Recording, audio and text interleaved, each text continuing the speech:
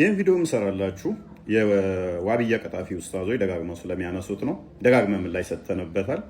ምንም አዲስ ነገር ማምጣት ስለማይችሉ የዘወትር ጥያቄዎቻቸው ነች እና ጥያቄው ያለው ምንድነው? ዘዳግም ምዕራፍ 22 ላይ ከቁጥር 28 ጀምሮ እንደዚህ ሚል አለ። ማናቸውም ሰው ድንግል ያላትን ያልታጨች ልጃገረድ ቢያገኝ ወስዶም ቢደርስባት ቢያገኙትም ያ የደረሰባት ሰው 50 የብር ስቅል ለብላቴናይቱ አባት ይስጥ፣ አስነውሯታልና ሚስት ትሆነው በእድሜ ዘመን ሁሉ ሊፈታት አይገባም ይላል።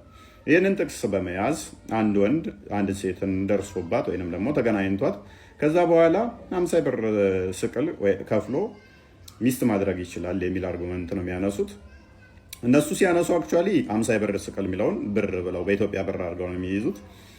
ክፍሉ የሚለው የብር ስቅል ነው የሚለው። ይሄ መጀመሪያውን የሂብሩንም ማየት ይቻላል ማለት ነው። ሲቀጥል ደግሞ ደፍሮ ነው የሚለውት እነሱ። ደፍሮ አይልም ሂብሩም።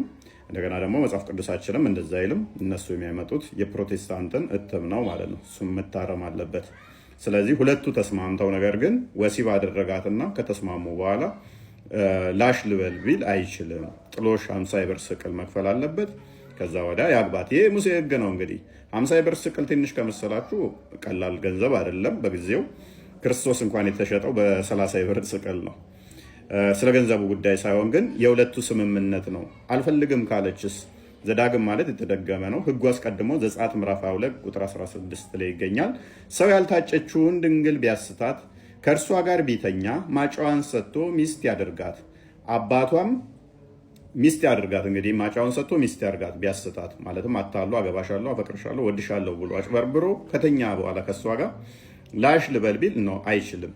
ማጫዋን ከፍለ ሚስት አድርጋት። አባቷም እርሷን እንዳይሰጠው ፈጽሞ እምቢ ቢል እንደ ደናግል ማጫ ያህል ብር ይክፈላት። ስለዚህ 50 ብር ስቅል የተባለው የዚህን የድንግል ክፍያ እንዲከፍል ነው። 50 የሆነበት ምክንያት ፍጽምነትን በእስራኤል ስለሚያሳየ ነው። 50 ቁጥር ማለት ነው። የብር ስቅል ደግሞ በእኛ ሲመጣ በጣም ብዙ ነው። ኤኒዌይስ ስለዚህ ሁለቱ ተስማምተው ከተኙ በኋላ ወይና ያስረግዟት ወይንም ደግሞ ድንግልናዋን እንትን ካለ በኋላ ላሽ ልበል ብል አይችልም፣ ማድረግ አይችልም የሚል ነው ህጉ። ይሄ የሙሴ ህግ ነው። እንግዲህ በእርግጥ አሁን ክርስቲያኖች ላይ ህግ ማይሰራ ቢሆንም የሙሴ ህግ እንኳን ምን ያህል ለሴቷ የቆመ እንደሆነ የሚያሳየ ነው። ካሳሳታት በኋላ የሚፈልገውን አድርጎ ላሽ ልበል ቢል አትችልም ነው ህጉ።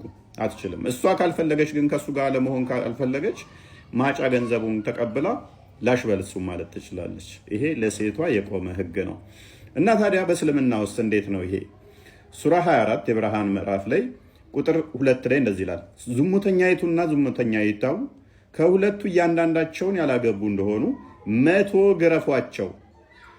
ምን ይደረጋሉ? 100 ጊዜ ላጥ ይደረጋሉ። ከዛስ ዝሙተኛይቱ እና ዝሙተኛይቱን ወይንም ዝሙተኛውና ዝሙተኛይቱ ወይንም ካጋሪቱን እንጂ ሌላን አያገባ። የሚጋቡት ሁለቱ ነው።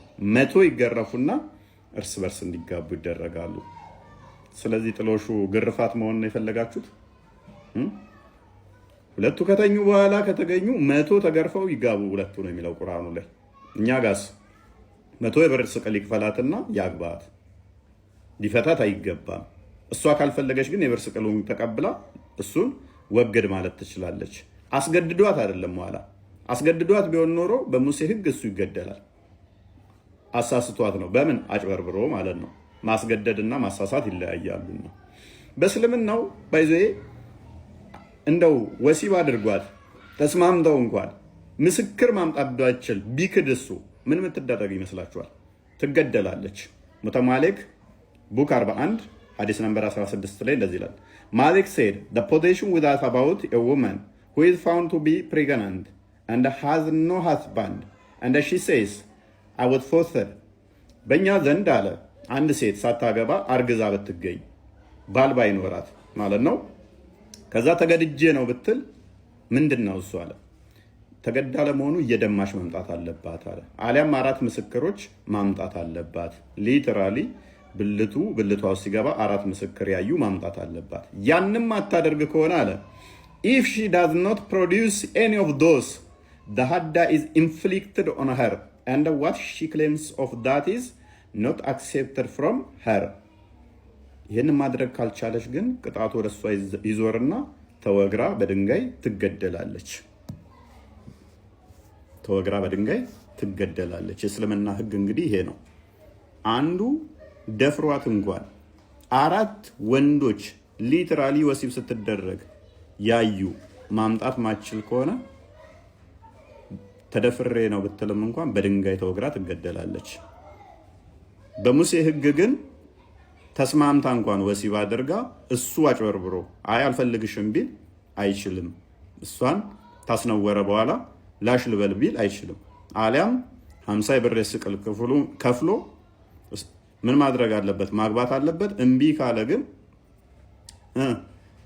የድንግልና ማጫን ተቀብላ ዞረል እሱን ማለት ትችላለች። መፍቷ ነው እሷ። እሱ እምቢ ማለት አትችልም፣ እሷ እምቢ ማለት ትችላለች። አንገናኝም። በአዲስ ኪዳን ይሄ ህግ አይገዛንም። እኛ የጸጋ ልጆች ነን። በህግ በሙሴ ህግ ገና እንትን የምንል አይደለንም። ሴቶች በዚህ መጠን ያከበራቸው የሙሴ ህግ እንኳን በዚህ መጠን አክብሯቸዋል። ከአዲስ ኪዳን ከ600 ዓመት በኋላ የመጣው ግን ተደፍረሽ እንኳን 4 ምስክር ስላላመጣሽ ተወግረሽ ትገደያለሽ ይልሻል። የትኛው ነው የምትከተሉት?